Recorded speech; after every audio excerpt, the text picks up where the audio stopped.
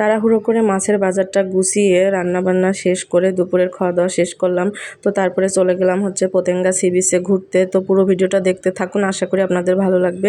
Hello everyone, আসসালামু আলাইকুম। এটা হচ্ছে আগের দিন রাতের ভিডিও। তো মেয়ে বায়না ধরছে পাস্তা খাবে, তো মেয়ের জন্য পাস্তা রান্না করলাম। তো আমরা সবাই খেয়েছিলাম আর কি, অনেক মজা হয়েছিল পাস্তা রান্না। আর দুপুরের তরকারি ছিল, সেটা গরম করে নিব, এটা দিয়ে রাতের খাবার হয়ে যাবে।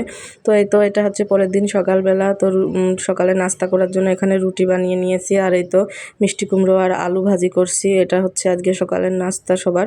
তো তারপরে আপনাদের ভাইয়া হচ্ছে দুপুরে বাজারে গিয়েছিল, মানে জুমার নামাজের আগে। তো বাজার থেকে এখানে লইট্টা মাছ, তারপরে জাটকা ইলিশ আর হচ্ছে পুঁটি মাছ কিনে নিয়ে আসছে। তো এদিকে আমি রান্না করার জন্য পেঁপে কাটতেছিলাম। তো আজকে কিন্তু আমরা ঘুরতে যাব, কোনো প্ল্যান ছিল না।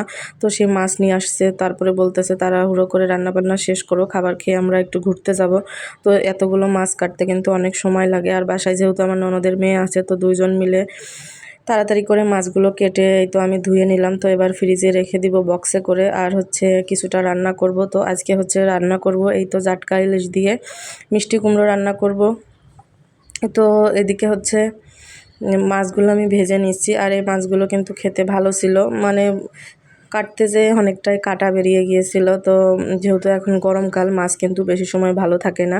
তো এই তো এদিকে হচ্ছে আমি মশলাটাও বেটে নিয়েছি। তো সে মশলাটা এখন কষিয়ে নিব। আর এখানে হচ্ছে পেঁয়াজ, আদা, রসুন, কাঁচামরিচ এগুলো আমি সব বেটে রেখেছিলাম। আর পেঁপে দিয়ে জাটকা ইলিশ রান্না করব। তো পেঁপেটাও এখানে আমি একটু লবণ হলুদ দিয়ে ভাপিয়ে নিয়েছি। তো এভাবে ভাপিয়ে রান্না করলে কিন্তু অনেক মজা হয়।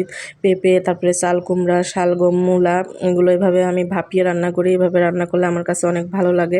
তো গতকালের একটু তরকারি ছিল হচ্ছে কচুর ডাঁটা ভাজি, আর এই তো সকালের মিষ্টি কুমড়া ভাজি। তো সেটা একটু গরম করে নিলাম। আর এদিকে হচ্ছে মিষ্টি কুমড়া কিছুটা ছিল, তো চাকচাক করে আমি ভাজি করে নিয়েছি। তো এদিকে এই তো আমার পেঁপেটা কিন্তু কষানো হয়ে গেছে। এবার ঝোলের পানি দিয়ে দিলাম। তো ঝোলের পানি দিয়ে তারপরে আমি মাছটা দিয়ে দিব। তারপরে হচ্ছে একটু জিরার গুঁড়া দিয়ে নামিয়ে নিব। আর আপনাদের ভাইয়া কিন্তু নামাজ পড়তে গেছে, জুম্মার নামাজ, এজন্য আমি তাড়াহুড়া করে রান্না করতেছি, যে নামাজ পড়ে আসার পরে সবাই একসাথে খাবার খাবো। তো এই তো নামাজ পড়ে চলে আসছে, এখন সবাই একসাথে খাওয়া দাওয়া শেষ করে এখন চলে যাচ্ছি। এখন হচ্ছে আসরের আজানের পরে, তো এখন যাচ্ছি হচ্ছে আমরা সি বিচে। তো সি বিচের এখানে চলে আসছি একটা সিএনজিতে করে।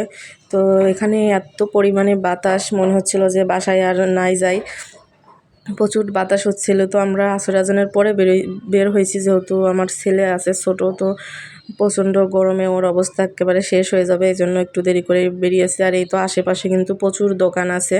তো উপরের দিকে হচ্ছে খেলনা, তারপরে কসমেটিক্স, গয়না, মানে শামুকের এগুলা ছিল।